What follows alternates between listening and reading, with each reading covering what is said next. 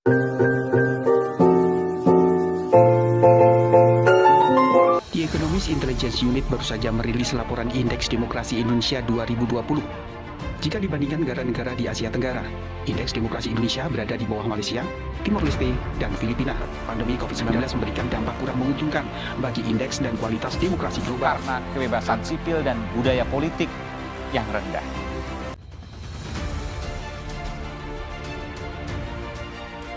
Di masa pandemi seperti sekarang, membuat kebiasaan baru dan meningkatkan kesadaran pada banyak hal. Namun karakteristik pemerintahan dan kemampuan pemerintahlah yang memberikan lebih banyak imbas dalam mempertahankan keberadaan demokrasi dan politik secara luas.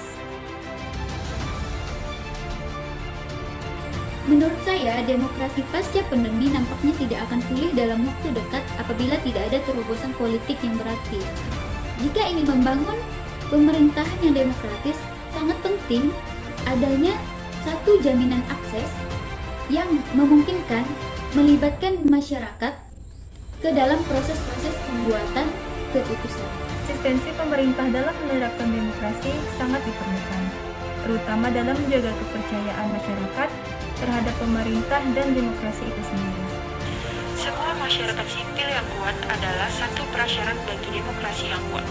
Maka sangatlah perlu untuk memperbaiki kapasitas masyarakat sipil dengan memperbaiki peran, fungsi, dan posisi organisasi-organisasi masyarakat sipil di Indonesia.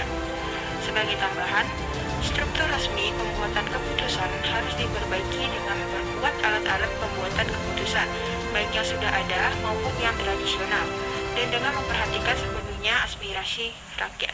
Turunnya Indeks Demokrasi Indonesia, Direktur Eksekutif Indonesia Public Institute, Karyono Wibowo menegaskan bisa menjadi cambuk bagi pemerintah untuk memperbaikinya.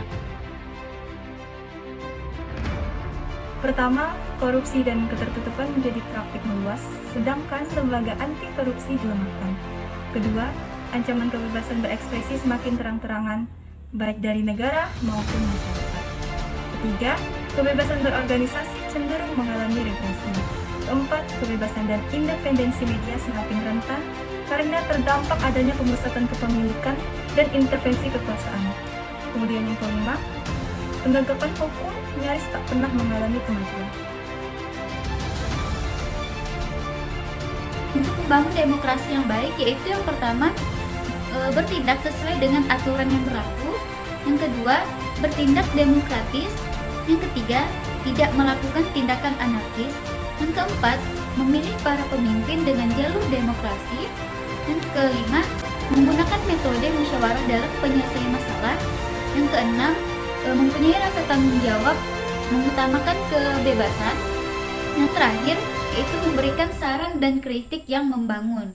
Indeks demokrasi bisa lebih baik jika indikator pelaksanaan demokrasi diperbaiki, seperti pelaksanaan pemilu dan pluralisme.